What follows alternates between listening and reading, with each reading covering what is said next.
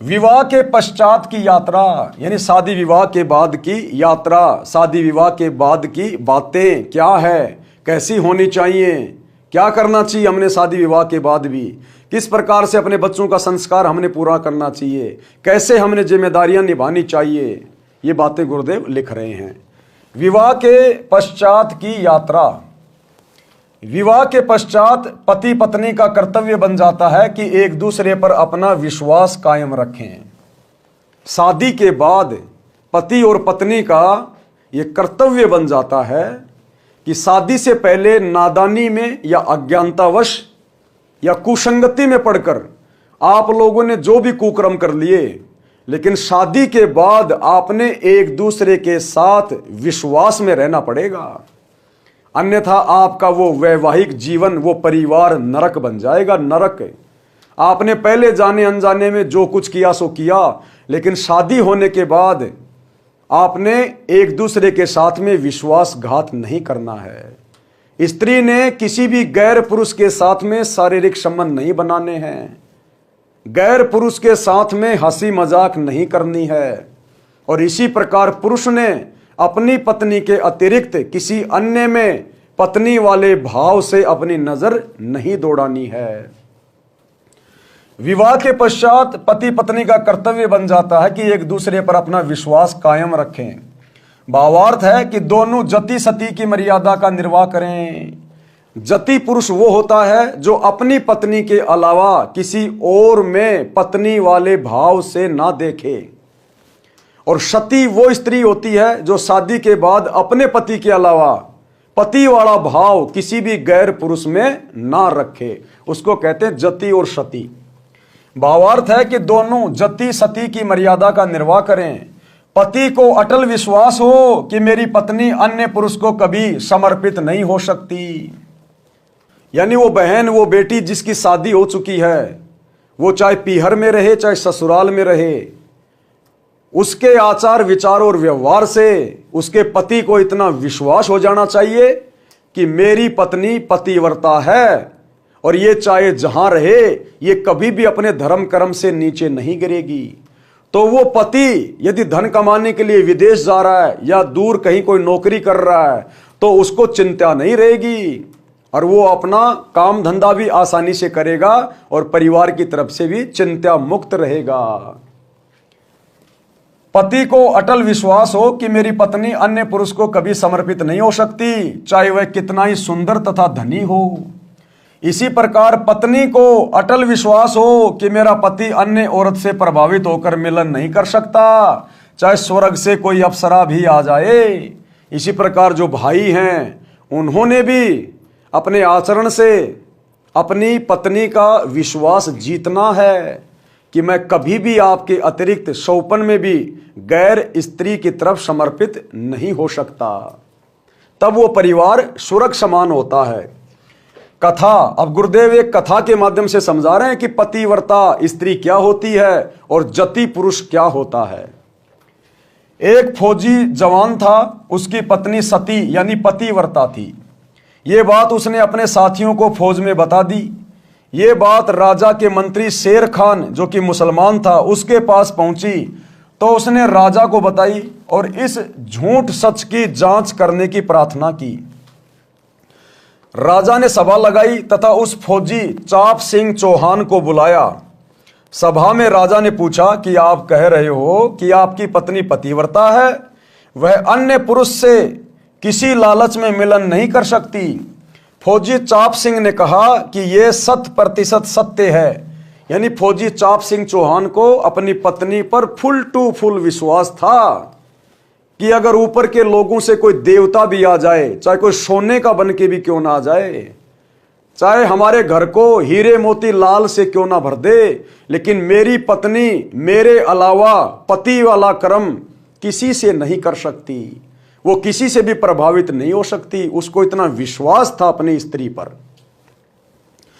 राजा ने कहा कि यदि झूठ पाई तो फौजी ने कहा कि जो सजा आप दे मंजूर होगी। राजा ने कहा अगर तेरी पत्नी जैसा तू कह रहा है यदि वैसी नहीं मिली, यदि उसके पतिव्रता धर्म को खंड कर दिया गया तो चाप सिंह ने कहा कि जो आप सजा दोगे मुझे मंजूर होगी। यानी उसने अपनी पत्नी के ऊपर 100% विश्वास करके चैलेंज को स्वीकार कर लिया। शेर खान मंत्री ने कहा कि राजा जी, ये परीक्षा मैं स्वयं करूंगा। राजा ने कहा कि ठीक है। चाप सिंह ने कहा कि मेरे विवाह के समय मिली सुहाग की निशानी, एक पटका यानी कपड़े का परना तथा कटारी यानी बड़ा चाकू मेरी पत्नी नहीं दे सकती, क्योंकि पहले के समय में ये सुहाग की निशानी होती थी जो कि उस पत्नी के पास में रखी जाती थी, और वो पत्नी ये दोनों वस्तु अपने पति के अलावा चाहे उसकी गर्दन उतर जाए किसी अन्य को नहीं देती थी। ये उसके सुहाग की निशानी होती थी। यदि शेर खान यह ले आया तो मैं हार मान लूंगा तथा मेरी पत्नी के शरीर का कोई चिन्ह बता देना, मैं मान लूंगा कि मेरी पत्नी धर्म से गिर गई है। देखो भाइयों और बहनों, ये तो कथाएं हैं और ये सत्य हैं, ये घटना घटित हो चुकी है। लेकिन वर्तमान में हमने इस प्रकार की शर्त अपनी पत्नी को या अपने पति को लेकर नहीं लगानी है, क्योंकि देखो वर्तमान में धरती पर इतना ये सतीत्व नहीं बचा है। वर्तमान के पति पत्नी इस कदर विश्वास के योग्य नहीं बचे हैं। जरा से लोभ लालच में लोग अपने पतिव्रता धर्म को नष्ट कर देते हैं। तो वर्तमान में कोई भी भाई बहन इस प्रकार की शर्त भूलकर भी ना लगाए, अन्यथा आपका परिवार नरक बन सकता है, नरक।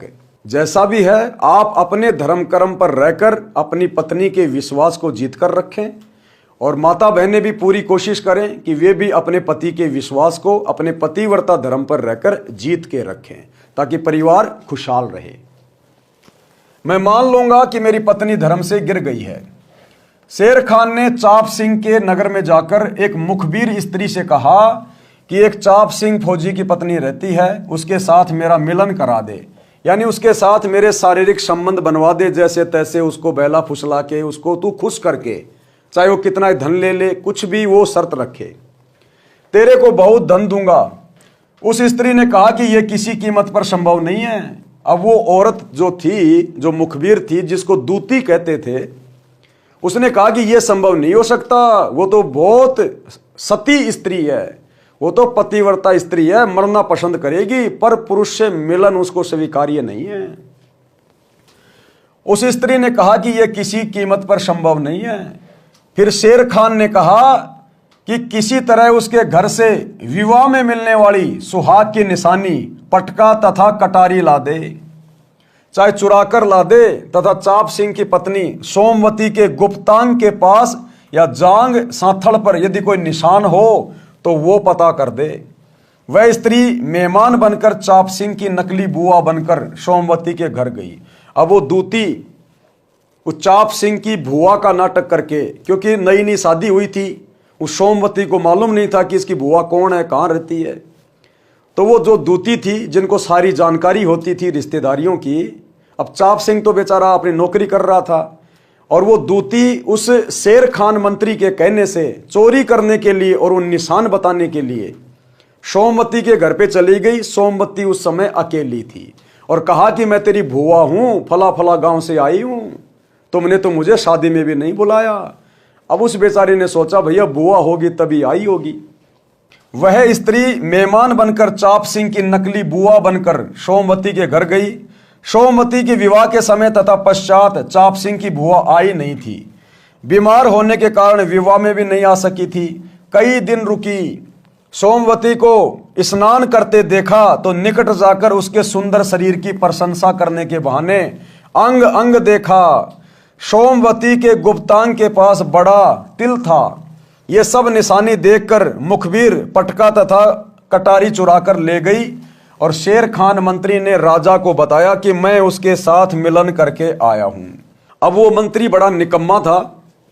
राजा के सामने अपनी वाहवाही कराने के लिए उसने सब झूठा नाटक रचा और कहा जी मैं इसकी पत्नी के साथ में शारीरिक संबंध बना के आ गया और ये लो वो कटारी और वो पटका और ऐसे ऐसे उसके शरीर के उस अंग पर एक तिल का निशान है, चाप सिंह को बता देना।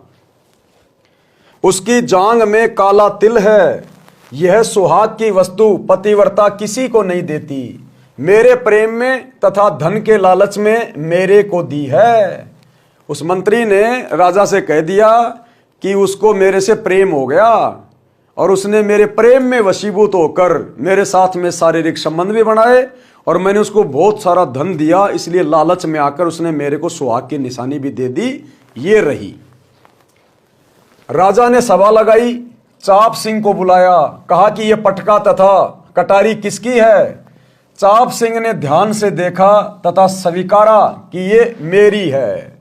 शेर खान ने कहा कि और बताऊं, सुन, तेरी पत्नी की दाई जांग पर गुप्तांग के पास काला तिल है। चाप सिंह ने कहा कि यह सब सत्य है, परंतु मेरी पत्नी अपने धर्म से नहीं गिर सकती। फिर भी उस चाप सिंह को अपनी स्त्री पर इस कदर विश्वास कि मेरी पत्नी अपने पतिव्रता धर्म से नहीं गिर सकती। भले ही उसने लालच में आके तेरे को ये कटारी दे दी हो, लेकिन तेरे साथ में वो पति पत्नी मिलन नहीं कर सकती। उसको इतना विश्वास था अपनी औरत पर। यानी भाई और बहनों, उस बहन ने, उस सोमवती ने किस कदर अपनी मर्यादाओं में रहकर अपने आचार विचार व्यवहार को अच्छा बनाकर अपने पति में इतना विश्वास पैदा किया हुआ था कि सब कुछ देखने के बाद भी उसका पति कह रहा है कि भले तू ये सब चीज ले आया होगा उससे, भले ही वो बेचारी लालच में आ गई होगी, लेकिन तू उसके साथ में शारीरिक संबंध नहीं बना सकता। मुझे अपनी पत्नी पर इतना विश्वास है। गुरुदेव का कहने का मतलब है कि आम समाज में जो माता बहनें हैं वो अपने धर्म कर्म पर इस कदर दृढ़ रहें और अपने पति को इस कदर विश्वास दिलाएं कि आप चाहे जहां रहे, आपकी पत्नी मौत को स्वीकार कर लेगी, लेकिन किसी गैर पुरुष के साथ में शारीरिक संबंध स्वीकार नहीं होंगे।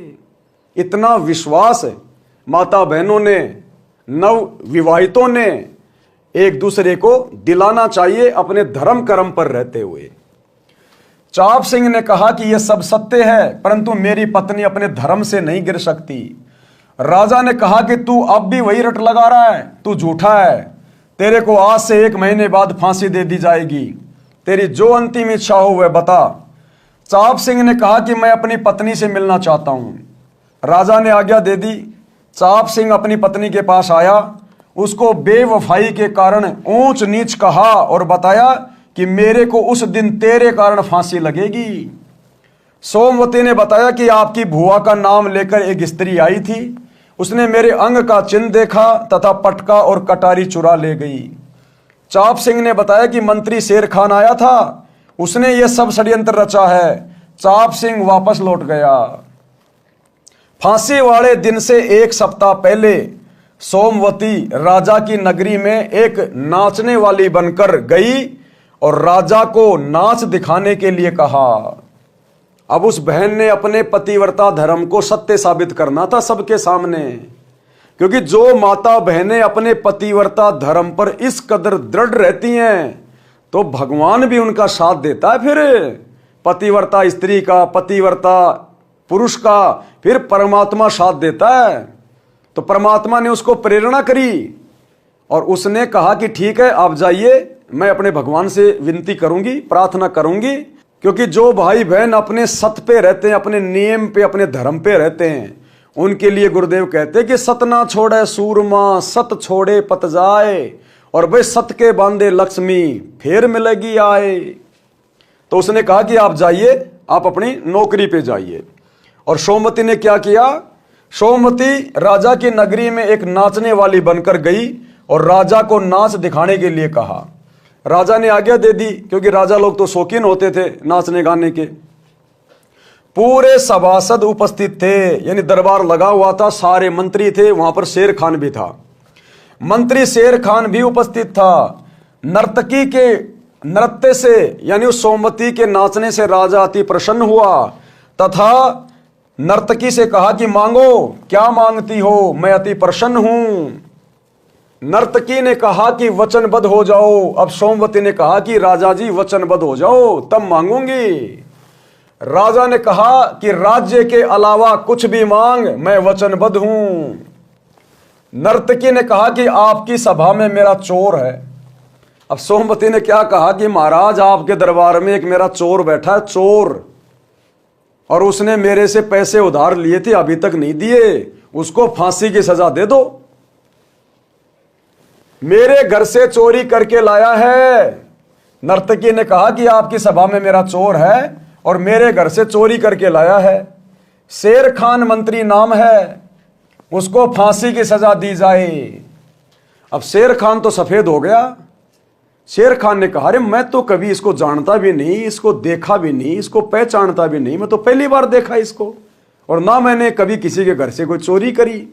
देखो परमात्मा किस कदर फिर अपने सत्य पे, अपने धर्म पे, अपने पतिव्रता धर्म पे रहने वाली बहन बेटियों की किस प्रकार से फिर मदद करता है, वापस कैसे समाज में उनको इज्जत दिलाता है।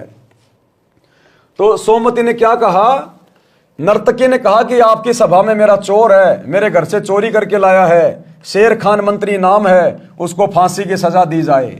शेर खान ने राजा से पूछा कि बता शेर खान, कितनी सच्चाई है। शेर खान बोला कि हे परवरदिगार, मैंने तो इस औरत की आज से पहले कभी शकल भी नहीं देखी। फंस गया शेर खान कि मैंने तो महाराज आज से पहले इसकी शकल ही नहीं देखी। अरे शकल ही नहीं देखी तो बेटा उसके साथ में शारीरिक मिलन कैसे किया फिर तूने। फंस गया शेर खान। अब तो शेर खान ने कहा कि हे परवरदिगार राजा जी, मैंने तो इस औरत की आज से पहले कभी शकल भी नहीं देखी। तब सोमवती ने कहा कि यदि आपने मेरी शकल भी नहीं देखी थी तो ये पटका और ये कटारी ये किसके घर से लाया। मैं उसी चाप सिंह की पतिव्रता पत्नी हूं जिसे तेरी झूठ के कारण फांसी की सजा दी जा रही है। चाप सिंह को बुलाया गया। राजा ने चाप सिंह को आधा राज्य सौंप दिया और क्षमा कर दिया और शेर खान को फांसी पे चढ़ा दिया। ये सब कुछ क्यों हुआ? उस बहन की, उस बेटी की अपने पतिव्रता धर्म पर रहने के कारण। आधा राज्य दिला दिया परमात्मा ने। खुश होकर राजा खुश हो गया कि ऐसी औरत भाई आज से पहले ना देखी ना सुनी। अगर कोई बहन बेटी हो तो सोमवती के जैसी हो, मरना मंजूर, अपने पति से गद्दारी नहीं, अपने पति से कभी धोखा नहीं। आधा राज्य दे दिया और उसके पति को भी स्वतंत्र कर दिया और उस दुष्ट मंत्री शेर खान को फांसी पे चढ़ा दिया। चाप सिंह को बुलाया गया। राजा ने चाप सिंह को आधा राज्य दे दिया और क्षमा कर दिया तथा शेर खान मंत्री को फांसी की सजा दी गई। धन्य है ऐसी बेटियां जिन पर नाज है भारत देश को। गरीबदास जी को परमेश्वर कबीर जी ने बताया है कि तूरा न तीखा कूदना, पुरुष नहीं रणधीर, नहीं पद्मनी नगर में या मोटी तकसीर। क्या भावार्थ बताया? कबीर जी ने बताया है कि गरीबदास जिस नगर व देश में तूरा यानी घोड़ा तेज दौड़ने वाला व ऊंचा कूदने वाला नहीं है और नागरिक रणधीर यानी सूरवीर नहीं है, और जिस देश व नगर में पद्मनी यानी पतिव्रता स्त्री नहीं है, तो ये मोटी तकसीर यानी बहुत बड़ी गलती है, यानी कमी है। जिस देश के योद्धा सूरवीर नहीं है, और पहले के समय में योद्धाओं के पास में घोड़े होते थे, तो कहते हैं मान लीजिए योद्धा तो सूरवीर है लेकिन घोड़ा कमजोर है तो भी युद्ध में हार जाएगा। तो कहते हैं जिस नगर में, जिस देश में, उस देश के सैनिक भी सूरवीर हैं, पीठ दिखाने वाले नहीं, और उनके जो हथियार हैं, जो साजबाज हैं, उनकी जो सवारियां हैं वो भी मजबूत हैं, सुदृढ़ हैं, तो वो देश कभी हार में नहीं आ सकता। और जिस नगर में, जिस देश में पद्मनी औरतें हैं, पद्मनी यानी सती पतिव्रता स्त्री हैं, उस नगर में कभी कोई संकट नहीं आ सकता, क्योंकि ऐसी स्त्रियों की परमात्मा पल पल मदद करता है। तो जिस घर में इस प्रकार की सुलक्षणा माता बहनें होती हैं, जो पतिव्रता होती हैं, जब तक 15-20 साल तक अपने बाप के घर में रहती हैं, अपनी बाप की इज्जत पे कभी आंच नहीं आने देती, कभी किसी गैर पुरुष की तरफ नजर उठा के नहीं देखती, मन में कोई गंदे विचार पैदा नहीं करती। कहते हैं वो बेटी 15-20 साल तक अपने बाप को भी चिंता मुक्त रखती है, अपने बाप के घर में रहकर काम करती है, इज्जत से रहती है, और शादी के बाद फिर कभी अपने पति को शिकायत का मौका नहीं देती, अपने पति की इज्जत को बरकरार रखती है। तो कहते हैं दोनों घर सुखी रहते हैं, दोनों घर, क्योंकि ऐसी नियम और मर्यादा में रहने वाली बहन बेटियों के पास सदा परमात्मा रहता है। उनके सत्य के कारण परमात्मा उनकी रक्षा करता है, क्योंकि ऐसे संस्कार ये पिछले जन्मों से होते हैं, पिछले जन्म से होते हैं पूर्ण हंस मुराद। ये पिछले जन्म जन्मांतरों के कोई शुभ संस्कार होते हैं, भक्ति संस्कार, जिस कारण से माता बहनें मरने को मर जाएंगी लेकिन अपने पतिव्रता धर्म को नष्ट नहीं करती, अपने पति के विश्वास को नहीं तोड़ती हैं। इस प्रकार का चरित्रवान स्त्री पुरुष दोनों का होना अनिवार्य है। जब स्त्री और पुरुष दोनों इस प्रकार से चरित्रवान होते हैं तो उस घर में फिर कोई कमी नहीं रहती है। तो देखो भाई और बहनों, सारी जानकारी कौन दे रहे हैं? सतगुरु रामपाल जी अपने कर कमल से लिख रहे हैं कि समाज कैसा होना चाहिए, शादी विवाह के बाद में पति और पत्नी का चरित्र, उनका व्यवहार कैसा होना चाहिए, एक दूसरे के ऊपर उनको किस कदर विश्वास होना चाहिए।